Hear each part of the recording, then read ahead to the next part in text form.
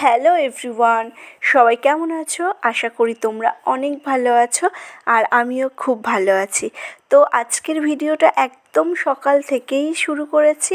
সকাল সকাল হাত মুখ ধুয়ে ফ্রেশ হয়ে সবাই টিফিন খেতে বসে পড়েছি।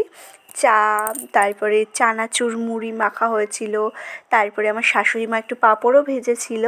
খাওয়া দাওয়া কমপ্লিট করে আমি একেবারে সকাল সকালই স্নান করে নিয়েছি। স্নান করে সিঁদুর মেখে সিঁদুর পরে আর কি, সরি, হয়তো সিঁদুর পরে তারপরে মা রান্না করছে, আমি একটু হেল্প করতে চলে এসেছি মায়ের। যেমন ঝাড় দেওয়া টুকটাক হেল্প আমি করি। রান্না মাঝে মাঝে ইচ্ছা হলেও 2-1 দিন করেছি। এখানে দেখো, আজকে তো বাইরে সারা দিনটা বৃষ্টি হচ্ছে আর আজকে একটা বড় উৎসব ঈদের হচ্ছে। তো সেই হিসেবে এটা সারাদিন বৃষ্টি হচ্ছে, ওরাও বা বার হবে কী করে, আর আমরাও মানুষজন বারই হতে পারবে না। এক পশলা এরকম ঝমঝম করে বৃষ্টি হয়ে গেল, একরকম ব্যাপার। আর সারা দিন ধরে বৃষ্টি হচ্ছে অল্প অল্প করে, এটা যেন কেমন একটা। তো যাই হোক, আজকে শনিবার আর আমাদের বাড়িতে শনিবার শুক্রবার নিরামিষ খাওয়া হয় শ্বশুরবাড়িতে। তো নিরামিষ আর কী খাবো, নিরামিষের ভিতরে না একটু স্পেশাল কিছু খেতে ইচ্ছা করে শনিবারের দিন। মামার বাড়িতেও তো শনিবার পালন করা হতো। তো এখানে দেখো, একটু ভাবলাম যে ফ্রাইড রাইস আর একটু আলুর দম মা করবে। তো সেটাই আর কি, মা দেখি বসিয়ে দিয়েছে। মা বলল তোর কোনো কিছু করতে হবে না, আমি করছি। তো সেই হিসেবে দেখো, সবার প্রথমে মা আলুর দম করে নিয়েছে।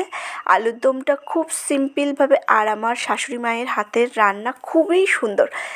এই কারণে বলছি, এতটা মাল মশলা কোনো কিছুই ইউজ করে না, বাট এত সুন্দর টেস্ট হয়। ওই যে কথায় আছে না, 2-1 জনের হাতের রান্না বেশ সুন্দর হয়।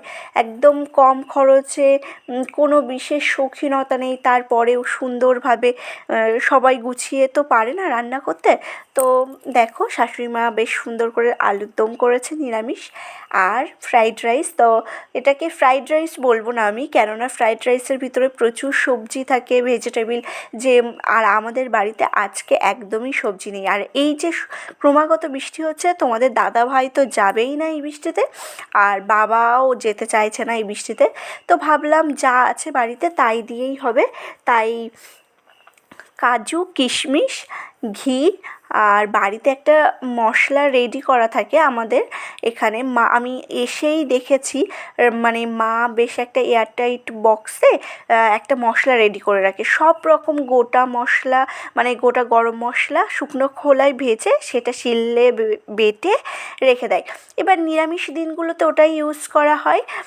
আর ওই যে মশলাটা ইউজ করে না, যেটাতে এত সুন্দর হয় প্রতিটা তরকারি, তারপরে ফ্রাইড রাইস, বিরিয়ানি, এগুলোতেও ইউজ করা যায়।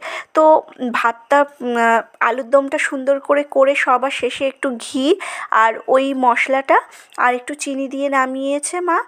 আর ফ্রাইড রাইসের চালগুলো ভালো করে সেদ্ধ করে নিয়েছে, আর ওর ভিতরেই কাজু, কিশমিশ, গোটা গরম মশলা, তেজপাতা, তারপরে জলের ভিতরে একটু লেবুর রস, লবণ, সব কিছু দিয়ে ভাতটা ভালো করে সেদ্ধ করে নিয়েছে। নিয়ে একটা গামলার ভিতরে ওই যে মশলাটা মা রেডি করেছিল না, শুকনো খোলায় ভেজে যে একটা মশলা বানিয়েছিল, সেই মশলাটা, একটু লবণ, চিনি, ঘি, এগুলো দিয়ে ভালো করে মেখে রাখা হয়েছে। এটাকে কী রাইস বলবো আমি নিজেই জানি না, তো তোমরা কমেন্টে বলো।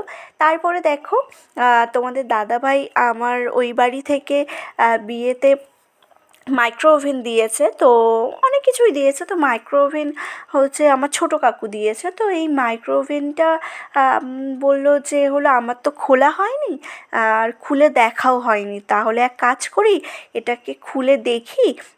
তো আমি বললাম ঠিক আছে, সমস্যা নেই। আর আজকে তাড়াতাড়ি রান্নাও হয়ে গিয়েছে। আমি, আমার শাশুড়ি মা আর তোমাদের দাদাভাই 3জন মিলে আর কি দেখছি কোথায় কীভাবে। আর সত্যি বলতে, এটা আমি আগে কোনো দিন ইউজ করিনি, আমি দেখেছি, তবে কীভাবে চালাই সেটাও আমার জানা নেই, আর আমার শাশুড়ি মায়েরও জানা নেই। তো মা আর কি বলছিল যে কীভাবে কী করে, তোমাদের দাদাভাই আবার জানে, দাদাভাই বলছিল।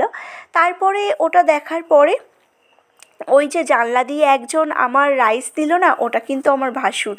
হ্যাঁ, আমি এই বাড়ির ভিতরে সবার ছোট বউ আর কি। আর আমার সবাই আমার ভাসুররা আর কি। তো অনেক ভাসুর আছে, দাদাভাই আছে, তাদের এখনও বিয়ে হয়নি, 3জন আছে। তো এখানে দেখো দাদাভাই আজকে ফ্রাইড রাইস আর আলুর দম করেছে, তাই দিয়েছিল। দাদাভাইও আজকে ফ্রাইড রাইস করেছে, সেই জন্য আর কি দিয়েছে, মানে টেস্ট করার জন্য। বেশ সুন্দর রান্না করেছে, সিম্পলভাবে, তবুও একটু মশলা দিয়েছে। আর আমাদের বাড়িতে একদম বিনা মশলায় করা হয়েছিল। তো যাই হোক, বেশ সুন্দর রান্না করেছে, আমরা সবাই একসাথে খেতে বসেছি। তারপরে দাদাভাইয়ের ওই ফ্রাইড রাইস আমরা সবাই অল্প অল্প টেস্ট করার পরে আমাদের যে রাইসটা করা হয়েছিল, মানে গরম মশলা আর কাজু কিশমিশ ঘি এইগুলো দিয়ে, সেই রাইস আর আলুর দম, সাথে স্যালাডে ছিল লেবু আর শসা। বেশ সুন্দরই লেগেছে, মানে আমি এতটা এক্সপেক্ট করিনি যে উইদাউট ভেজিটেবল মানে ভাতটা এত সুন্দর লাগতে পারে। তো ওই যে বলে না যে মানে মা হয় কেন, মানে সব কিছুই সম্ভব মাদের কাছে। আমি ওই বাড়িতেও দেখেছি আমার মায়ের কাছে, মা আমার দিদা দুজনের কাছে, আবার এই বাড়ি এসে আমার শাশুড়ি মাকেও দেখছি।